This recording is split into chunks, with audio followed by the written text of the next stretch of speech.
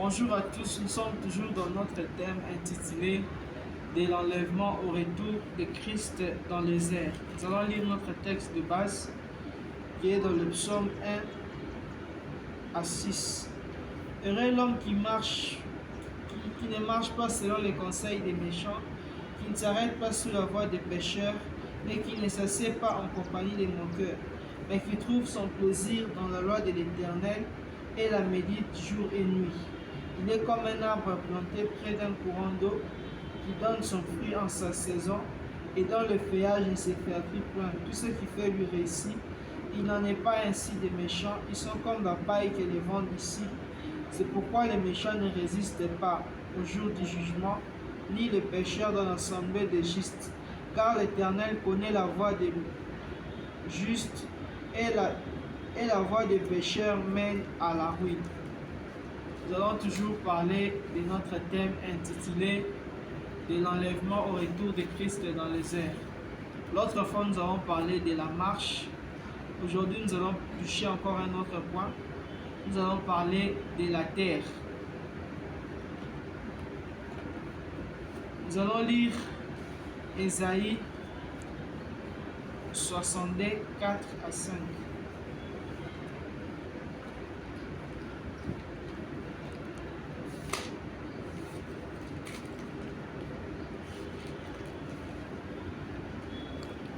Nous lisons Ésaïe 62, 4 à 5. On ne te nommera plus délaissé. On nommera plus ta terre désolation. Mais on t'appellera mon plaisir et en aide. Et on appellera ta terre épouse. Car l'Éternel met son plaisir en toi et ta terre aura un époux. Donc ici, dans Ésaïe, on est en train de comparer la terre à une épouse. Or, lorsque nous entrons sur le plan prophétique, la terre, c'est l'image du peuple d'Israël, tandis que les eaux, c'est l'image des nations. Lorsque nous voyons ça dans Apocalypse. Ici, on dit, ta terre aura un époux. Nous allons encore lire dans le livre de Rites 1 à 4.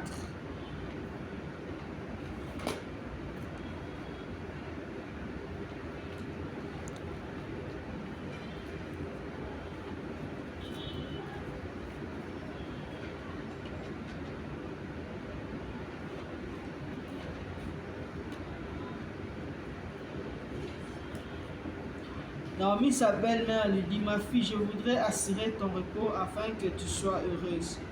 Et maintenant, Boaz, avec le savant duquel tu as été, n'est-il pas notre parent? Il doit vanner cette nuit les ordres qui sont dans l'air. Lave-toi et oigne-toi, puis remets tes habits et descends à l'air. Tu te feras connaître à lui jusqu'à ce qu'il ait achevé de manger et de boire. Ici, nous voyons encore l'histoire de Ruth. Ruth, sa belle-mère était Naomi. L'attachement de Ruth à Naomi a fait qu'il puisse obtenir un époux qui est l'image de Boaz. Mais quelles sont les conditions que Naomi est en train d'adresser à Ruth? Il dit à Ruth, lave-toi et oigne-toi, ensuite rhabille-toi. Il a dit qu'il aille se coucher au pied de Boaz, il se fera connaître à lui jusqu'à ce qu'il ait achevé de manger et de boire. Nous voyons aussi dans la Nouvelle Alliance une femme qui avait répandu son parfum au pied de Christ pour obtenir le pardon de ses péchés. Cette femme, elle vivait dans la prostitution, mais elle avait présenté un parfum de grande valeur à Christ. et par là, ses péchés ont été pardonnés. Donc, Naomi, Ruth devait d'abord se laver. Là, nous voyons la purification qui provient par les eaux du baptême. Lorsque nous acceptons Christ dans nos vies, lorsque nous sommes baptisés, nous avons une nouvelle identité. Ensuite, elle devait se oindre. Or, l'huile, c'est l'image de l'enseignement des apôtres et des prophètes sur le plan prophétique. Et à part ça, elle devait s'habiller. Donc, auparavant, Ruth, lorsqu'elle avait perdu son mari, elle portait un habit de deuil. Mais lorsqu'elle devait se présenter auprès de Boaz, elle devait avoir de nouveaux vêtements. Nous allons encore lire le psaume 66 à 9.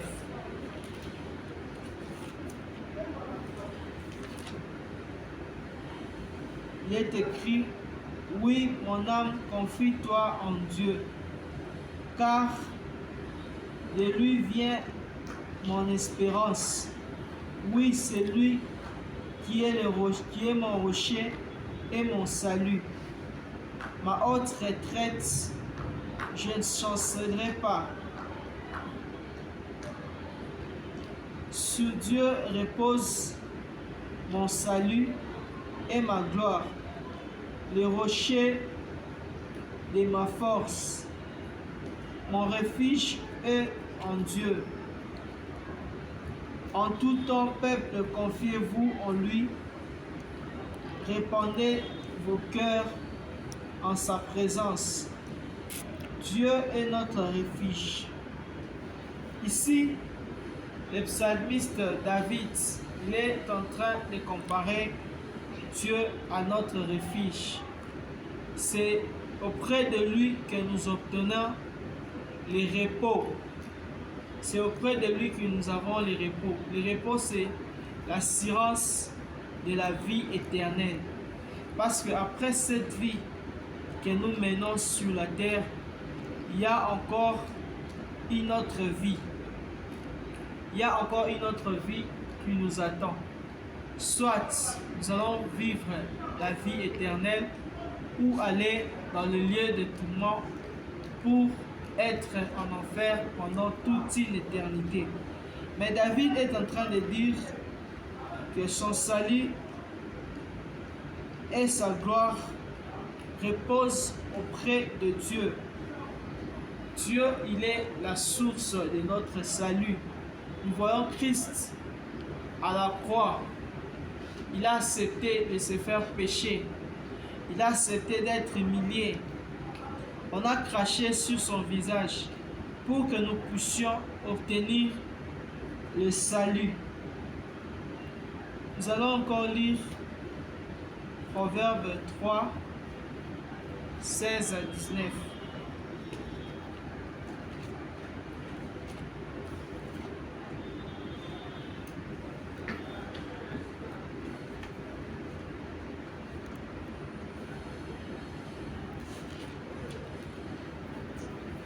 Proverbe 3, 16 à 19, ça dit: dans sa main droite, une longue vie, dans sa gauche, richesse et gloire. Ses voies sont de voies agréables, ses sentiers sont paisibles. Elle est un arbre de vie pour ceux qui le trouvent, et ceux qui la possèdent sont heureux. C'est par la sagesse que l'Éternel a fondé la terre, c'est par l'intelligence qu'il a affermi les cieux. Ici, David est en train de dire, ici le roi Salomon plutôt est en train de dire, c'est par la sagesse que l'Éternel a fondé la terre. Et c'est par l'intelligence qu'il a affermi les cieux. Donc toute la création que nous voyons, cela provient de l'Éternel, cela provient de sa parole. Car sa parole est la source de vie, la source qui nous conduit vers la vie éternelle. Ici, dans Proverbe, on dit, dans sa main droite, une longue vie, dans sa main gauche, la richesse et la gloire. L'œuvre de Christ à la croix nous a apporté le repos éternel, qui est une longue vie, la vie éternelle. Et puis, à part ça, à part le fait d'avoir une longue vie, l'œuvre de Christ à la croix nous a apporté encore le centuple. Car l'apôtre Pierre était en train de s'adresser à Christ, il lui dit, nous avons tout laissé pour te suivre, qu'est-ce que nous aurons ensuite? Le Christ lui répond que vous aurez premièrement la vie éternelle, et puis dans le siècle présent, vous aurez les supplices. Nous allons lire Colossiens 3, 16 à 17.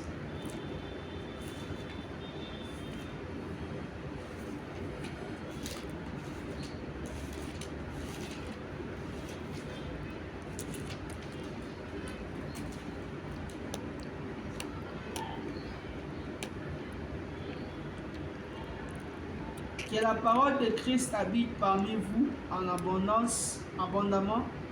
Instruisez-vous et exhortez-vous les uns les autres en toute sagesse, par des psaumes et des hymnes, par des cantiques spirituels, chantant à Dieu dans vos cœurs, sous l'inspiration de la grâce.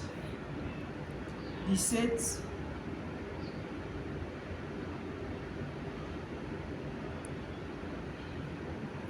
Et quoi que vous fassiez en parole ou en œuvre, faites tout au nom du Seigneur Jésus, en rendant par lui des actions de grâce à Dieu le Père. Donc ici, l'apôtre Paul est en train d'exhorter. Il dit quoi que vous fassiez,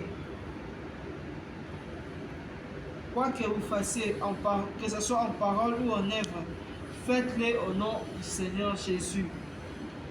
Dans le verset 16, on est en train de dire que la parole habite en vous abondamment.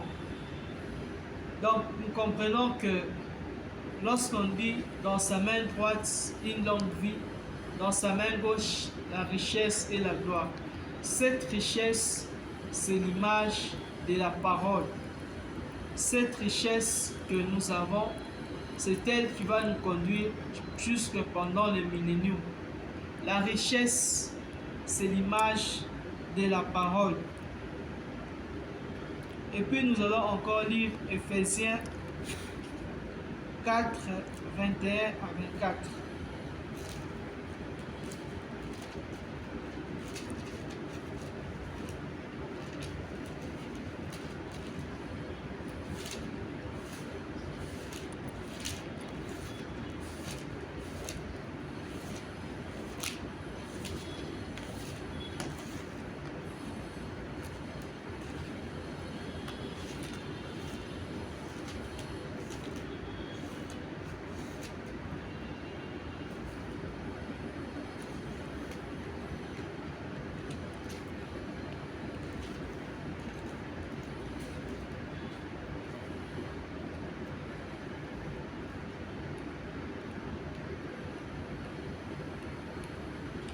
Si, du moins vous l'avez entendu, et si, conformément à la vérité qui est en Christ, c'est en lui que vous avez été instruits à vous dépouiller, lieu garde de votre vie passée, du vieil homme qui se corrompt par les convoitises trompeuses, et à être renouvelé dans l'esprit de votre intelligence, et à revêtir l'homme nouveau créé selon Dieu dans une justice et une sainteté qui produit la vérité.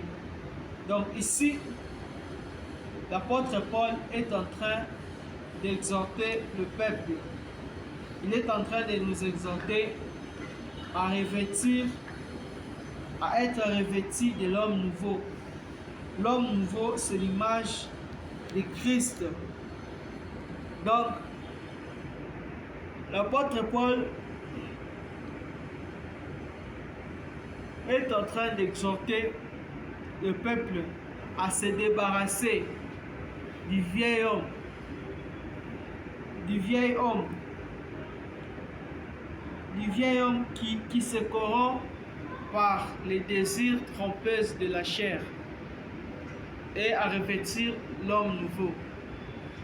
L'homme nouveau, nous sommes revêtis de l'homme nouveau lorsque nous recevons la parole. Et cette parole, lorsqu'elle pénètre dans nos cœurs, elle nous dépouille des sentiments charnels, elle nous dépouille des œuvres du diable, elle nous dépouille des sentiments qui mènent vers la perdition. Et lorsque nous recevons cette parole, elle habite en nous. Là, nous sommes revêtis de l'homme nouveau. Nous avons l'identité céleste. Et puis, lorsque nous acceptons de suivre Christ, lorsque nous passons par les eaux de baptême, nous avons le gage de l'héritage de la vie éternelle qui est le Christ. Nous allons encore lire Ésaïe 40, le verset 22.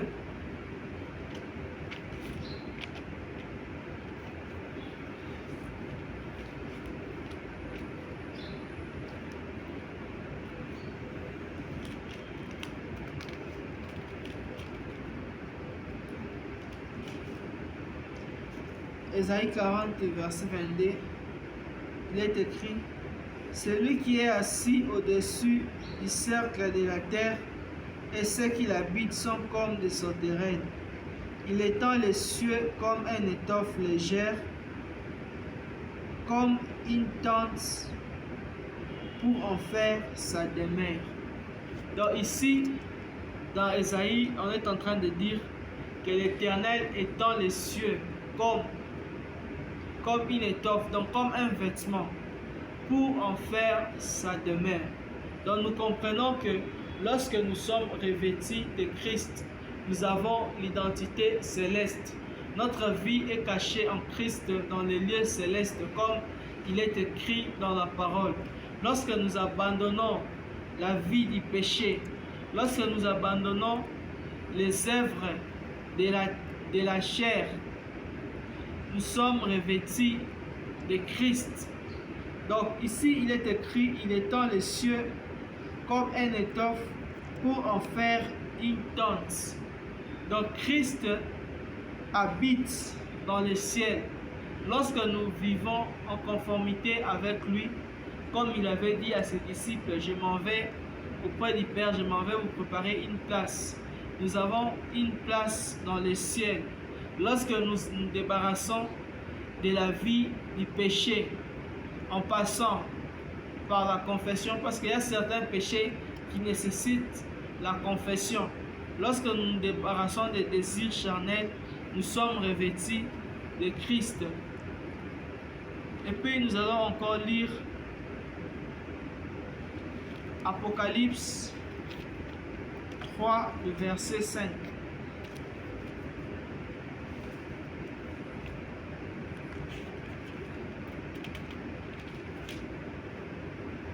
Apocalypse 3, le verset 5, il est écrit: celui qui vaincra sera revêtu de vêtements blancs, et je n'effacerai point son nom dans les livres de vie. Je confesserai son nom devant mon Père et devant ses anges.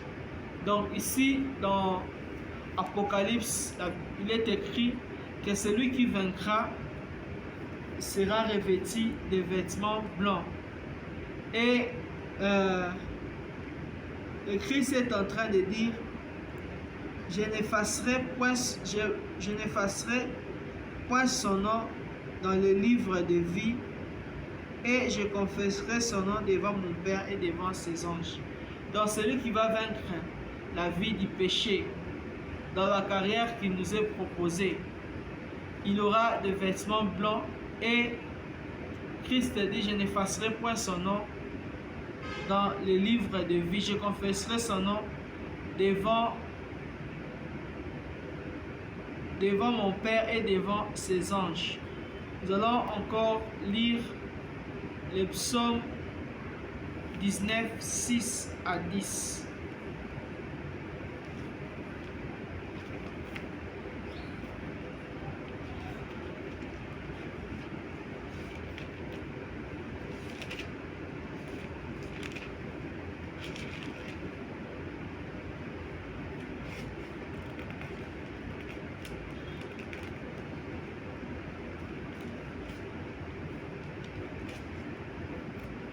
Psaume 19, 6 à 10, il est écrit: Et le soleil semblable à un époux qui sort de sa chambre se lance dans la carrière avec la joie d'un héros. Il s'élève d'une extrémité des cieux et achève sa course à l'autre extrémité. Rien ne dérobe à sa chaleur. La loi de l'Éternel est parfaite, elle restaure l'âme. Le témoignage de l'Éternel est véritable. Il rend sage l'ignorant. Les ordonnances de l'Éternel sont droits. Elles réjouissent les cœurs. Les commandements de l'Éternel sont purs. Il éclaire les yeux. La crainte de l'Éternel est pure. Elle subsiste à toujours. Les jugements de l'Éternel sont vrais, ils sont tous justes. Donc, le psalmiste, il est en train de comparer le soleil à un époux qui sort de sa chambre et se lance dans la carrière avec la joie d'un héros. Lorsque le psaume compare le soleil par rapport à un époux, là nous voyons l'image de Christ. Là nous voyons l'image de Christ qui est le soleil de la justice. Le soleil marche pendant, le soleil lorsqu'elle fait sa course, c'est pendant 12 heures. C'est pendant 12 heures que nous voyons le soleil. Nous voyons aussi l'image de Christ qui avait 12 apôtres à ses côtés. Donc, c'est par là que nous clôturons notre message d'aujourd'hui. Prochainement, nous allons parler sur les eaux. Et puis, nous allons encore toucher d'autres parties. Que l'Éternel bénisse sa parole.